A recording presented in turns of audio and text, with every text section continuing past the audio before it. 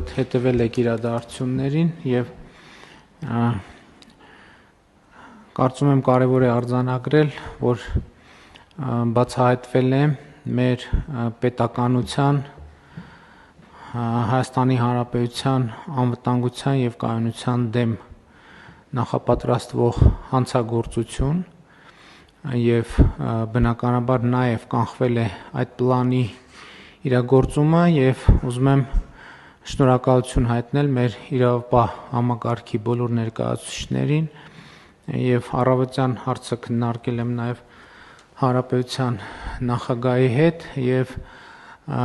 կարծում եմ իմաստ կունենա, որ ազգային անվտանգության ծառայության, դատախազության, քննչական կոմիտեի, ներքին գործերի նախարարության, ոստիկանության առավել արդյունավետ գործած աշխատակիցներին ներկայացնեք պարգևատրման եւ պետական պարգևի։ Կարծում եմ շատ բան չկա ասելու թեմայի հետ կապված,